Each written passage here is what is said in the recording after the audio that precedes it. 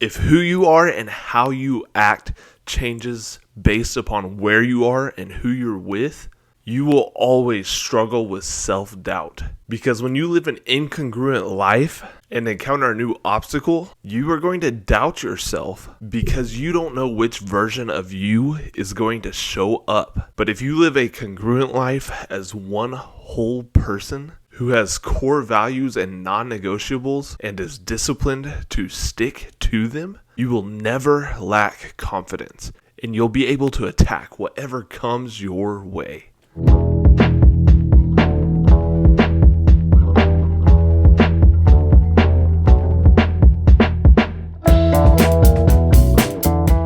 What's up, guys? Welcome back to another episode of the JS Show. I apologize for not having an episode this past week. It was a very crazy week. If you live in Oklahoma, you know what I'm talking about, especially the Tulsa area. If you don't know, we had quite the round of storms come through about a week ago now. Yeah, it would have been Saturday night, and about a week ago. And yeah, they said there was a tornado. You could say there was, but it was just so widespread damage. It was crazy. But what ended up happening is the wind was so bad. Giant trees were just on the ground everywhere, on power lines. And I think they said just within the Tulsa area and Tulsa Metro, there was over 250,000 people without power. And we were lucky because our power was back on within about 24 hours. So not too terrible, but it just wasn't fun. But my poor sister and her family, they had to come stay here because they did not get power back until today, which is over a week past when the power went out. So yeah, it was kind of a circus over here because she has two dogs. One of them is crazy. My dog is crazy, and it's just a whole lot of crazy. But we made it. A lot of cutting up trees, moving limbs, all that fun stuff. But yeah, we made it, and I think we are finally over the hump. Because of the power and having to help out a bunch of places, I really didn't have the time to film a podcast. And I didn't want to force one because I knew if I forced one, it wouldn't be as good as I wanted it to be. And you guys deserve the best quality that I can give you. I know I don't have top production quality, but I am giving you the best that I possibly can. And I knew if I had tried to force one, it wouldn't have been that great. So, yeah, but a happy late Father's Day to any of you dads out there. I consider myself a dad. I'm a dog dad for a while. I don't plan on being a real dad for a long time. Plus, I got to find a woman first. So, yeah, there's that. But yeah, fathers play such a huge role in today's world, and I feel like that role has been diminished and minimized by just events going on, groups in the world. So yeah, if you are a dad, just make sure that you are raising your children to become the men and women they're supposed to. If you have a son, make sure you are raising him to be a modern day knight. A quick little plug, there's a book called Modern Day Knight. Check it out. It is pretty awesome. I've read bits and pieces of it. I'm probably going to get it and read it myself, and then read it again when I do have a son. If I have a son, I better have a son. But yeah. Also, if you're interested in taking your relationship with your son to the next level, I think the age range is 13 to 15. You have to check, but my inspiration, Bedros Keuilian, one of my inspirations, he puts on Modern Day Knight Project. Actually, no, what he calls it, that's for men, that's for grown men. If you're interested in that, check that out. It's pretty intense. It's like SEAL training in 3 days, but they also go deep dive into spiritual and personal stuff. So it's a really neat deal. I'd love to do it one day. So we'll see if that happens. But the thing for the boys, it's father-son thing. It's called the Squire Program. Check it out. I'll link his social media down there, and he's got all the links for it. But yeah, check it out if you're interested. It's a really cool deal. But yeah, thanks for being here. I appreciate all your support throughout this time. Especially, so not last week, but the week before, I'm pretty sure I was shadow banned on YouTube. Don't know why, but I've researched it, tried to figure it out, tried to contact YouTube, and nothing came out of it. Just because I don't have a big enough channel yet. So I've been messing with that. But yeah, I thank you guys for your support and being here. If you like today's video or any of my content, hit the like button. Make sure you subscribe to help my channel grow. And then make sure you share it with as many people as possible. Other than that, let's go ahead and jump into it today. So if you couldn't tell by the title, or if you didn't get it by the title, we're talking about the 50 Shades of You. And what I mean by that is a lot of people struggle with, I struggle with it a lot before I started my journey of becoming the 2.0 version of myself. I still struggle with it here and there. I think it's something that until you really get the switch completely flipped in your life, I think it's something you'll struggle with until that moment. Just because there's a process that you have to go through and removing things, and it takes time. I've removed a lot of stuff from my life that was making me have all these different versions of myself, but there's still more work to be done. So what I mean by 50 Shades of You is just having a different version of yourself in different scenarios, different areas of your life, with different people, whatever it is. You change who you are, and you change your core values. Well, I guess they're really not core values, but you change what's acceptable in your life based on where you are and who you're around. Even Miley Cyrus couldn't handle both being Miley and Hannah. She had to eventually choose one, because when you have different versions of yourself, you get torn in so many directions that it becomes impossible to be able to tell which version of you is going to show up in that moment. So I've got a little exercise for you here. I want you to take a moment, pause the video if you have to, but take a moment and sit here and think about how many different versions of you there are. Just take a moment, write it down, like write down a scenario, write down people you're with, that you know you change who you are. And if you're sitting there like, oh, I don't change, you change, trust me. Trust me. So now that you're done with that, it's probably not 50. 50 is a little extreme. If you have 50, I don't know. If you have 50, we need to talk. Hit me up, we'll talk. But I don't think it's 50. Could be. I know I had quite a few myself. But it's crazy when you really think about it. You're like, oh man, there's so many different versions of myself, and it's no wonder that I feel so torn apart in many directions. I feel so anxiety ridden. So why do you think there's so many different versions of you? Well, I could tell you the answer for at least me. My answer was, I was a people pleaser. I wanted to please everybody. And that's the reason why I feel like most people have different versions of themselves, is because they want to people please, and they want to make sure they fit in with whoever they're with and whatever's going on. There's a concept called the herd mentality, and usually if one person gets going and they can get a second person going, chances are the whole group is going to end up doing what they're doing, because influence is a huge deal. So if you are not the one setting the tone, making the influence on others, they're going to influence you.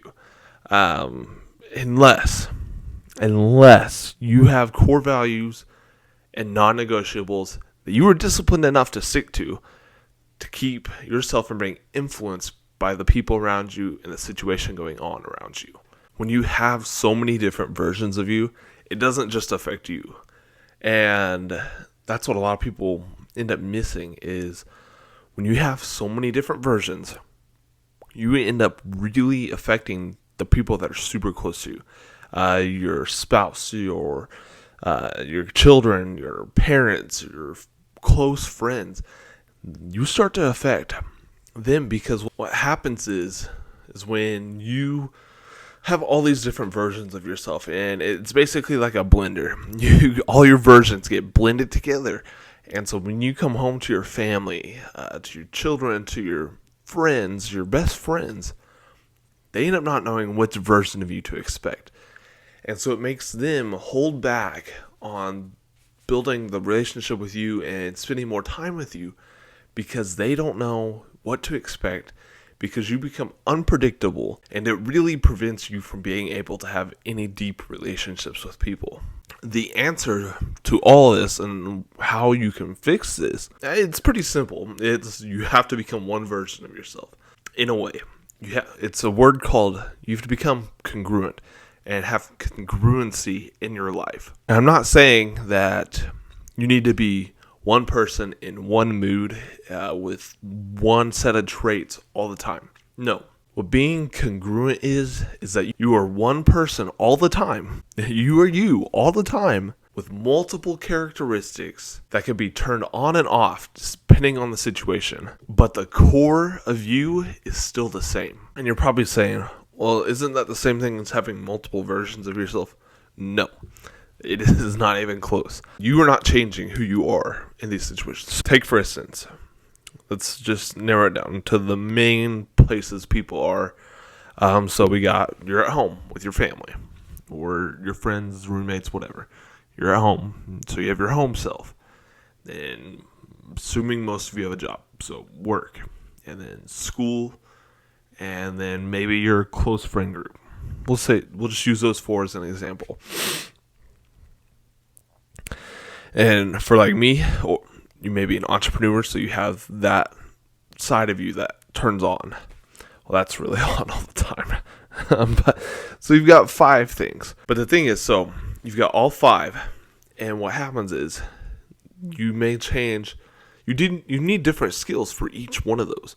So at home, whether you're a mom or a dad, you have a different skill set to be with your kids, take care of your kids, be with your spouse, take care of your spouse. That sort of deal. You have different skills for that. You're not changing who you are, but you are changing your skills based on the scenario and the environment you were in. So you've got your house skills, you've got your work skills, you've got your school skills, you've got your friend skills, and then possibly your entrepreneur skills. All those skills make up you, but they can be turned off and on, which is good. Because if you take your work skills and bring them home to your children will be like, what the crap is going on here? I need mom, or I need dad. I don't need boss Bob or boss Mary, whatever. I don't need that. I need mom and I need dad. I hope that's making sense. You're the same person, but you have different skills that you turn on and off based on where you are. But to be that one person, there's 2 things that you need. You need core values and you need non-negotiables. And best thing you can do is write these down. Write them down in your notes. Write down a list and tape it somewhere. Print off a list, whatever. But you need to make a list of core values that is visible to you and to those around you, because they will hold you accountable to those core values. And seeing them every day will remind you of what your core values are. So what you need to do is sit down and think about the best version of yourself and things that you want to be in your life that are your core values. When it comes down to it, you're going to have integrity. You're going to be confident but humble. You're going to be slow to anger. You're going to be forgiving. Whatever it is. If you have to, go and look up a bunch of core values on the internet and see which ones you want to be a part of your life. They may not be a part of your life right now, but I guarantee you, if you write them down and work towards it every day, they will become your core values. So make a list of core values. That way you can become who you want to be.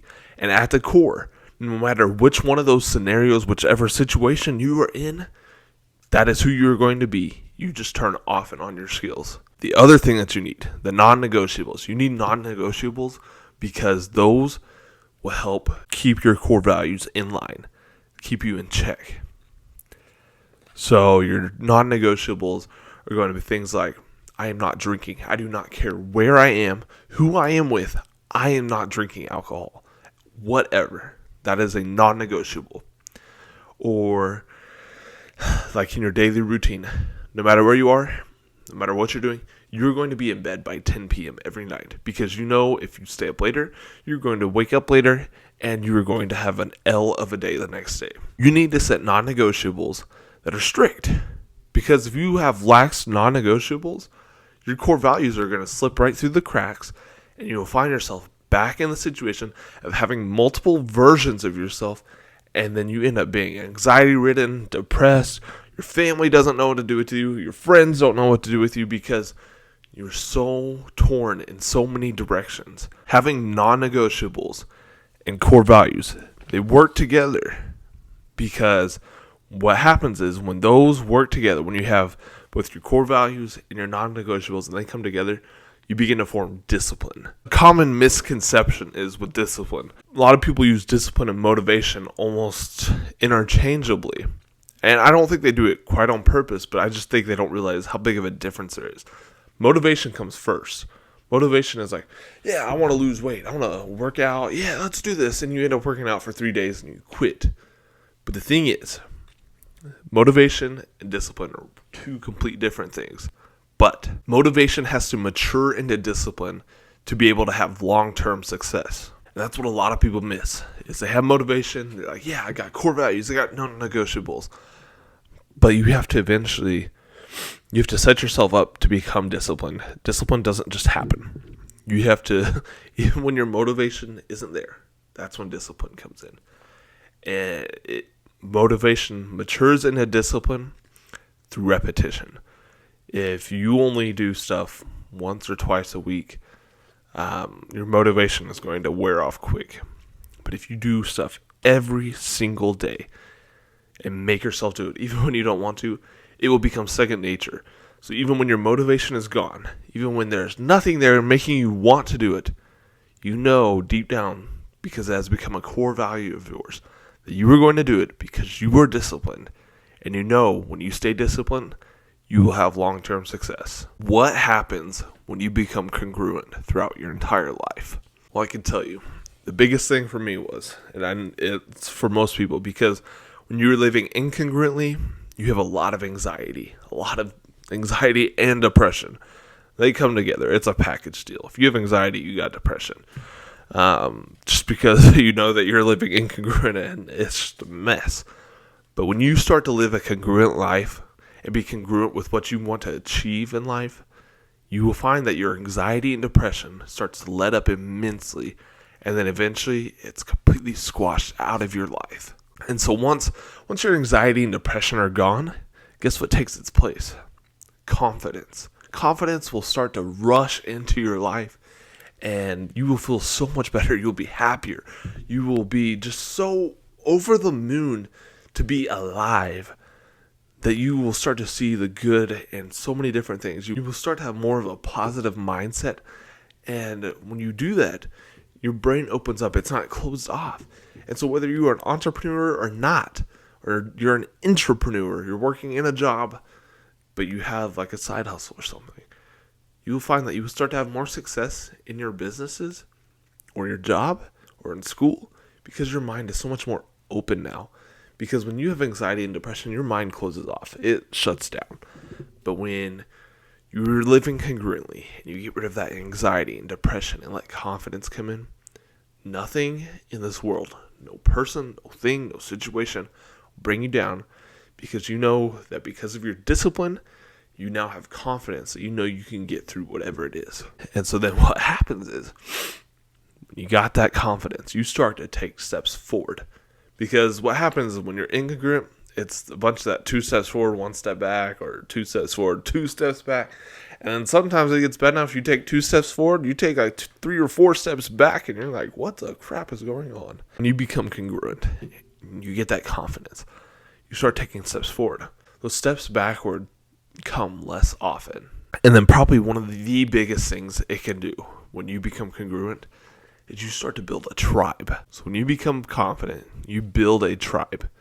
People like to be around you more, and you find other people that respect your core values because their core values are the same. They have non-negotiables that are similar, if not the same as yours. And when that happens, you become a group of unstoppable people that can rely on each other, can be accountable for each other, and the things that you can accomplish are endless at that point.